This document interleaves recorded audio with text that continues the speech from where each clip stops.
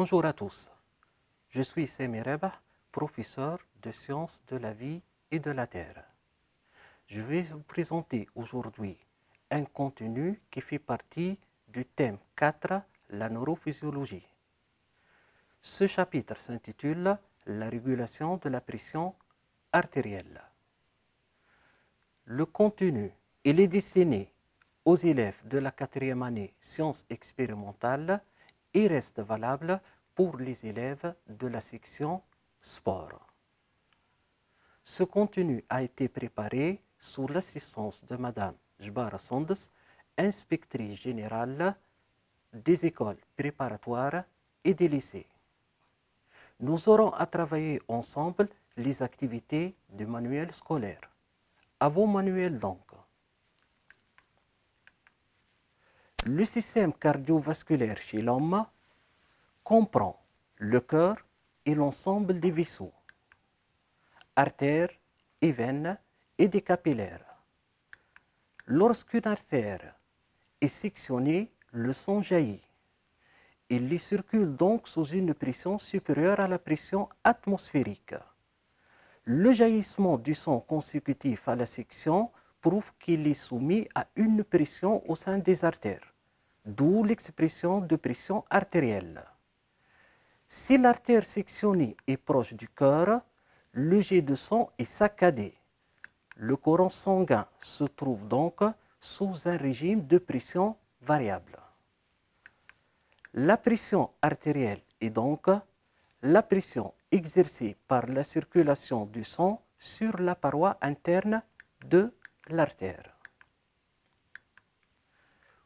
Pour mesurer la pression artérielle, on utilise un brassard et un stéthoscope. On gonfle le brassard à une pression supérieure à la pression artérielle maximale. On décompresse peu à peu l'artère en dégonflant le brassard jusqu'à entendre un premier bruit au stéthoscope. La pression donnée correspond à la pression maximale ou pression systolique. On continue à dégonfler le brassard jusqu'à ce qu'aucun son d'écoulement sanguin n'ait écouté. La valeur relevée sur le manomètre en ce moment correspond à la pression minimale ou pression diastolique. La pression artérielle oscille entre deux valeurs. La pression maximale ou systolique obtenue au cours de la contraction du ventricule. Valeur normale 120 à 130 mm/Hg. Et la pression minimale ou diastolique obtenue au cours de la diastole ou relâchement général. Valeur normale 80 mm/Hg. La pression artérielle dite normale, représentée ici en vert, est 120-80 mm/Hg. Si cette pression est supérieure à 120 mm/Hg, on parle d'une hypertension, symbolisée par la couleur rouge. Et s'il est inférieur à 80, on parle d'une hypotension, symbolisée par la couleur jaune. La pression artérielle est une constante biologique qui doit être étroitement contrôlée. En dépit de nombreux facteurs qui tendent à modifier la valeur de la pression artérielle, celle-ci varie très peu grâce à l'intervention d'un système de régulation. Les questions qui se posent à ce niveau: quel est le mécanisme de régulation de la pression artérielle dans les deux cas de déséquilibre? La régulation d'un tel déséquilibre répond à la boucle suivante. Le stimulus modifie le paramètre et détecté par les récepteurs sensoriels. Cette information sera acheminée par une voie afférente vers le centre régulateur. L'effecteur est informé de la situation à travers la voie efférente. Il réduit l'intensité de la stimulation et rétablit l'homéostasie, donc retour à la normale. Afin de comprendre comment se fait cette régulation, je vous présente brièvement le système cardiovasculaire et l'ensemble de ses nerfs. On reconnaît le cœur, quelques vaisseaux sanguins, la crosse aortique, la carotide et le sinus carotidien. De la crosse aortique émerge une paire de nerfs de sillon. Du sinus carotidien émerge une paire de nerfs de Hering. Au niveau du bulbe rachidien, on reconnaît un centre bulbaire, le centre du noyau du nerf 10 et le centre vasomoteur. On reconnaît le nerf 10. Le centre bulbaire est relié au centre vasomoteur par un interneurone inhibiteur. Plus loin dans la moelle épinière, on reconnaît le centre médulaire, par où émergent les fibres sympathiques qui font relais au niveau de la chaîne latéro-vertébrale avec d'autres fibres sympathiques. Les vaisseaux sanguins sont aussi innervés par des fibres sympathiques, ainsi que la glande surrénale à travers le nerf splanchnique.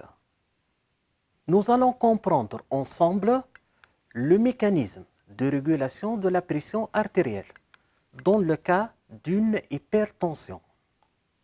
Pour cela, on va traiter ensemble l'activité 3 de la page 232 et 233 de votre manuel scolaire. Cette activité vous propose une série d'expériences et les résultats correspondants qu'on va analyser et dans le but de tirer des conclusions. Expérience numéro 1. Des ligatures isolent la région du sinus carotidien et d'une carotide externe. Du liquide physiologique est injecté dans cette zone isolée. Résultat, hypertension dans cette zone localisée, ralentissement du rythme cardiaque et diminution de la pression artérielle générale. On conclut qu'il existe des récepteurs sensibles à la variation de la pression sanguine, situés dans la région du sinus carotidien. Ce sont des barorécepteurs. Ces barorécepteurs se trouvent aussi au niveau de la crosse aortique. Deuxième expérience. On injecte un volume croissant de liquide physiologique au niveau du sinus carotidien et on enregistre les PIA sur le nerf de Hering. La fréquence des PIA augmente avec le volume injecté. Donc, les barorécepteurs enregistrent les variations de la pression artérielle et codent ces informations sous forme de messages nerveux. Ils déchargent à une fréquence d'autant plus élevée que la pression est plus importante. Expérience 3. On sectionne les deux nerfs de sillon et les deux nerfs de Hering. Résultat, une tachycardie ou augmentation du rythme cardiaque, une augmentation de la pression artérielle et une vasoconstriction. Conclusion, le nerf de Hering et de sillon sont cardiomodérateurs, vasodilatateurs et dépresseurs. Expérience 3A. On sectionne les nerfs de Hering et de sillon. On obtient des bouts centraux qui restent reliés au centre nerveux et des bouts périphériques. La stimulation du bout central du nerf de Hering ou de sillon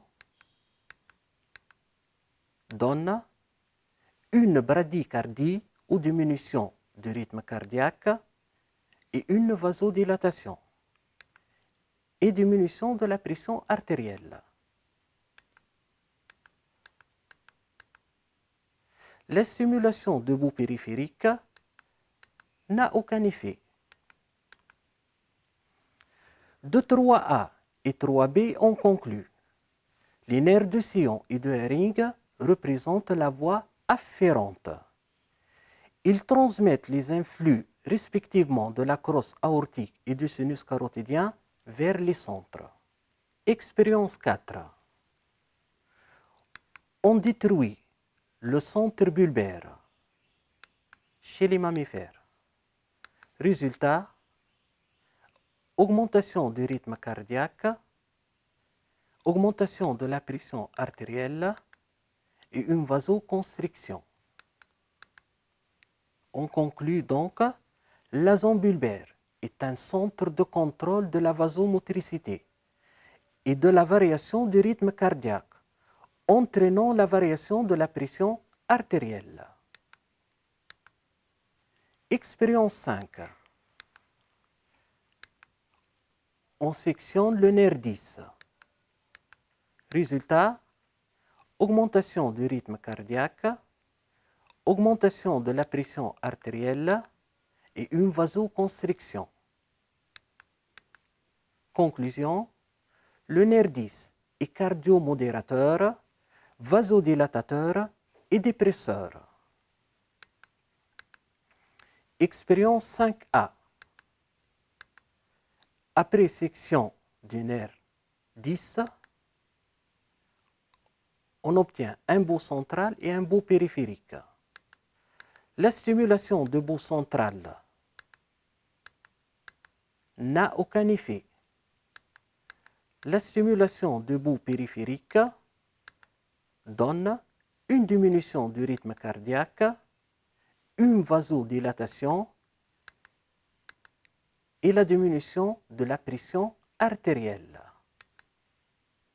De 5A et de 5B, on conclut que le nerf 10 représente une voie efférente. La deuxième question de cette activité vous demande d'exploiter les conclusions dégagées précédemment afin de compléter le schéma de l'énervation cardiaque, page 232. L'augmentation de la pression artérielle au niveau du sinus carotidien et de la crosse aortique est détectée par les barorécepteurs, ce qui augmente la fréquence des potentiels d'action dans les nerfs de Sion et de Hering.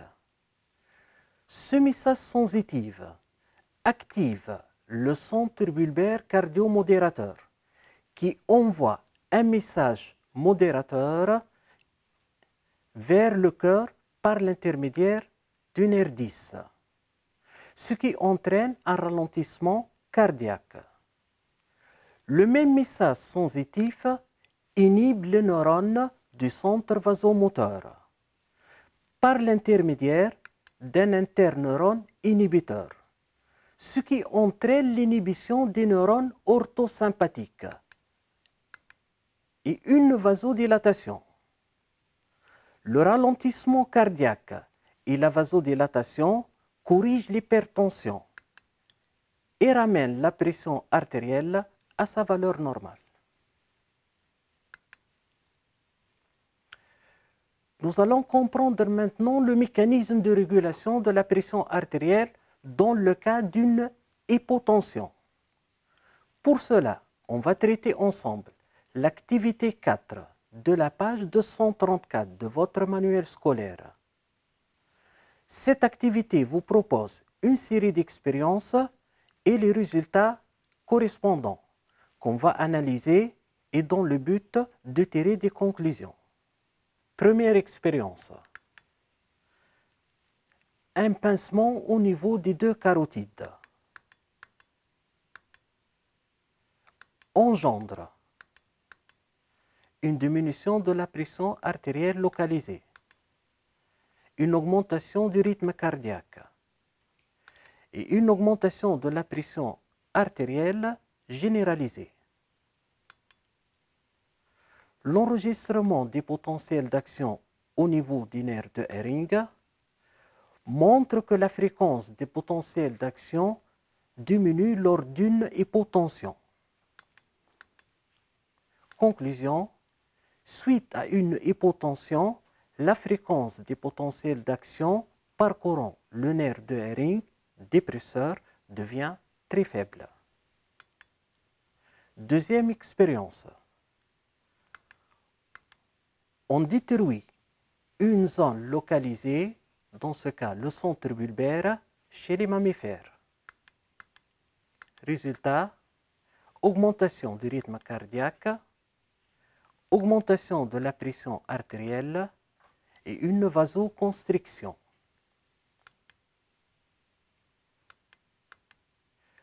En plus, il y a une augmentation de la sécrétion d'adrénaline par la médullo-surrénale.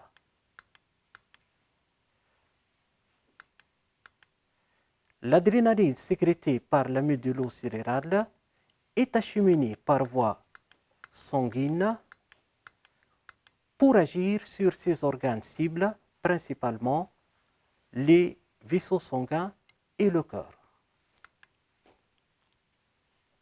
En conclusion, le centre cardiomodérateur bulbaire exerce une inhibition sur le centre vasomoteur, ce qui entraîne une vasodilatation et un ralentissement du rythme cardiaque. Troisième expérience. Section des deux nerfs orthosympathiques ou sympathiques. Résultat, diminution du rythme cardiaque, une vasodilatation et diminution de la pression artérielle.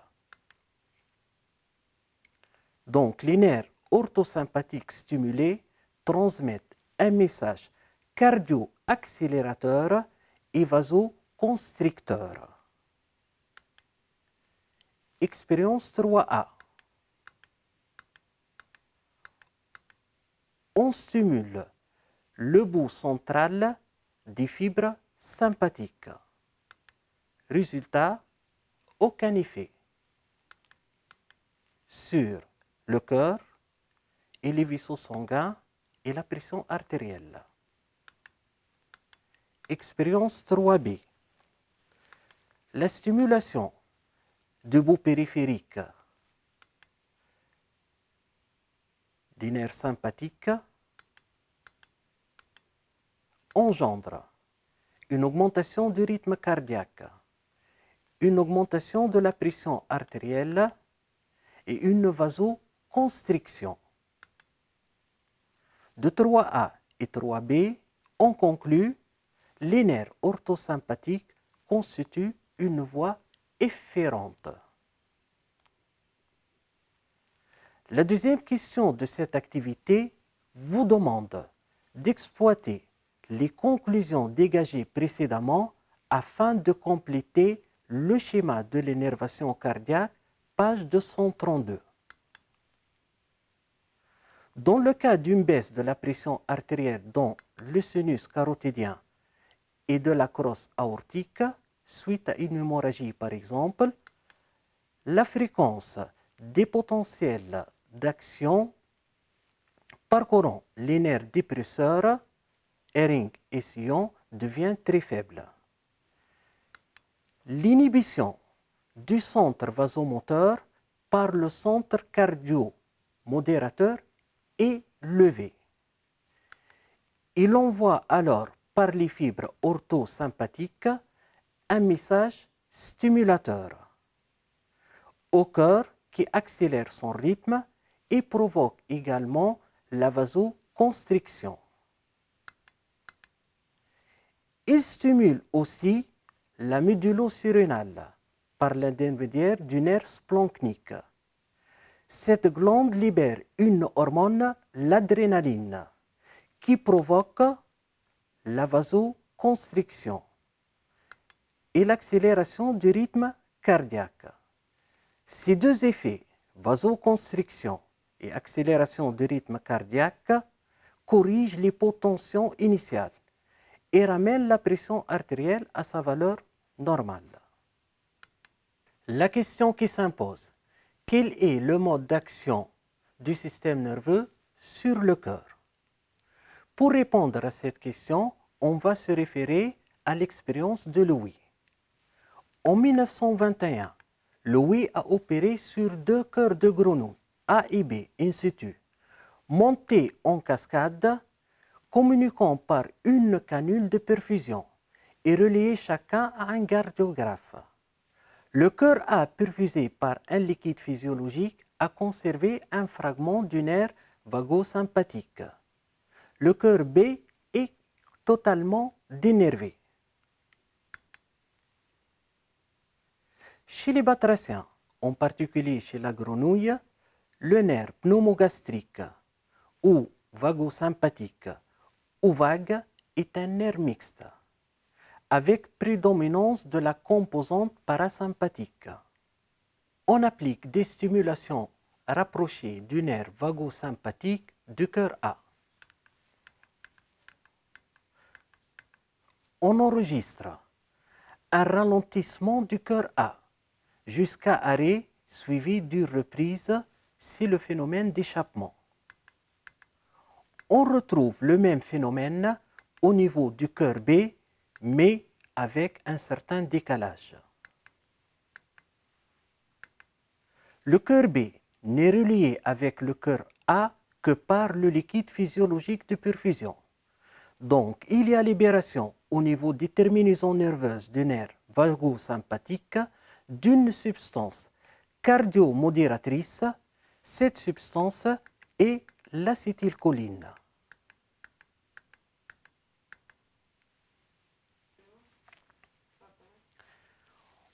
On reprend l'expérience de tout à l'heure, mais après avoir ajouté au liquide de perfusion un poison nommé l'atropine, ayant la spécificité de bloquer l'activité des fibres parasympathiques.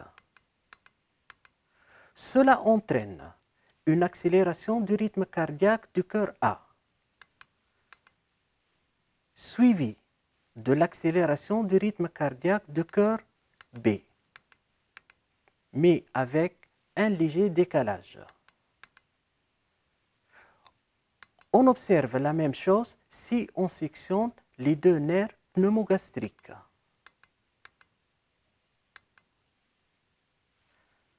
Les terminaisons nerveuses des fibres sympathiques du nerf vagosympathique libèrent une substance qui a un effet cardio-accélérateur. Cette substance est le neurotransmetteur noradrénaline, qui a les mêmes effets que l'adrénaline.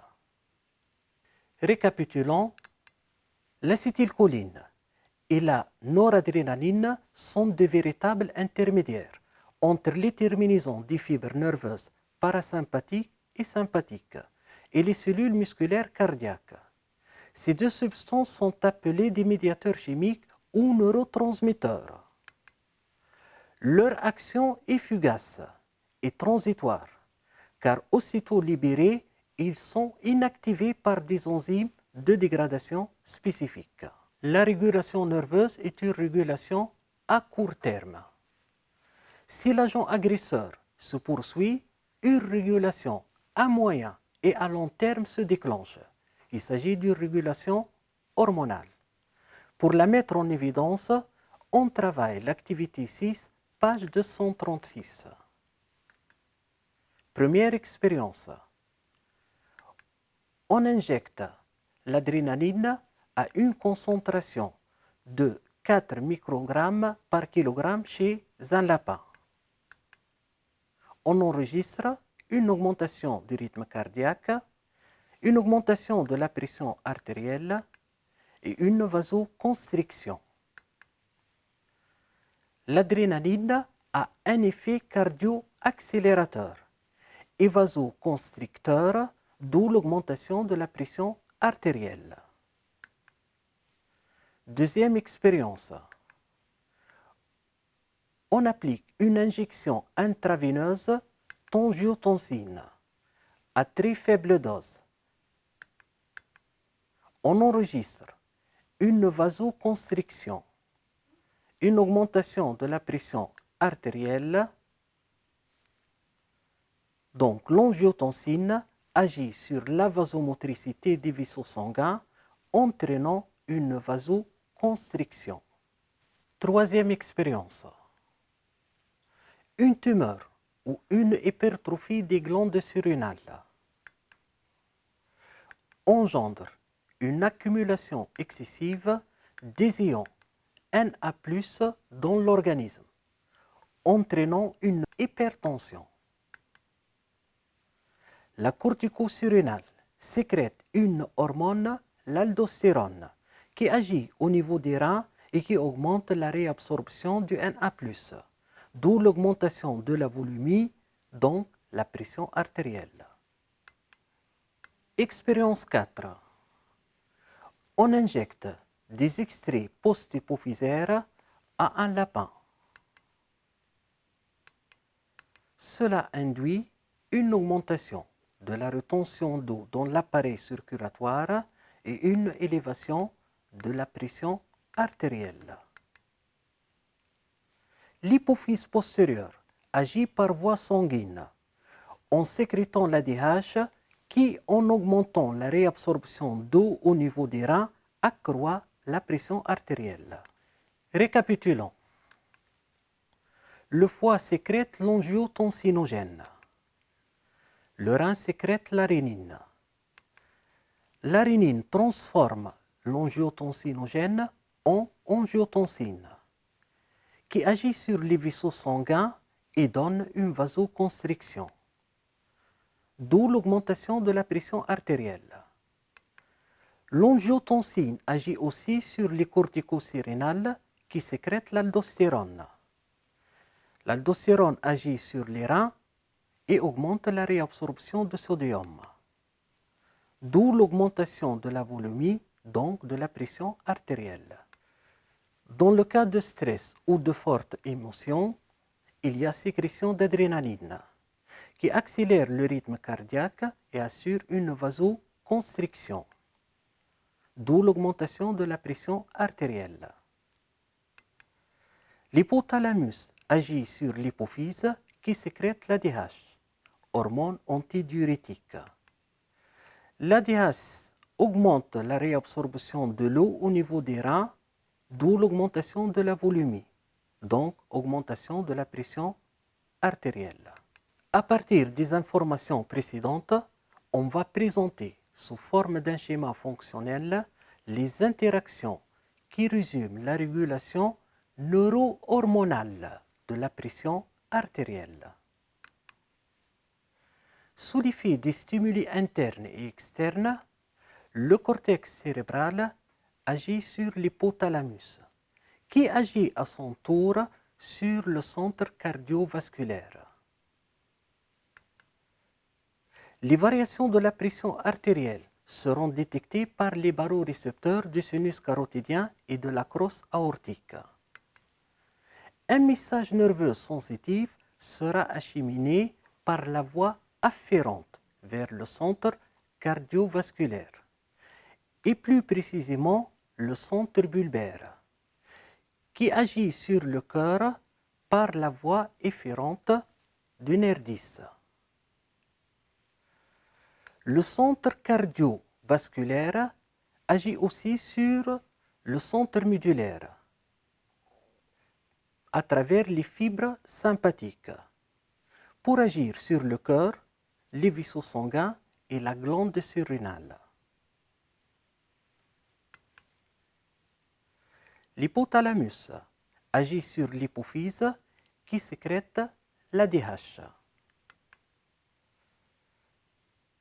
L'ADH agit sur le rein et en augmentant la réabsorption d'eau, donc augmentation de la volumie et par voie de conséquence, augmentation de la pression artérielle. Le rein sécrète la rénine, le foie sécrète l'angiotensine. Donc, le rein sécrète la rénine, le foie sécrète l'angiotensinogène. La rénine transforme tensinogène en angiotensine, qui agit sur les vaisseaux sanguins. L'adrénaline sécrétée par la médullo-sérénale agit sur les vaisseaux sanguins et le cœur. L'angiotensine agit sur le cortex, sur la cortico-surrénale, qui sécrète l'aldostérone, qui agit sur les reins en augmentant la réabsorption de sodium, donc augmente la volémie et par voie de conséquence la pression artérielle. Vous trouvez le même schéma récapitulatif à la page 243 de votre manuel scolaire. Merci et à bientôt.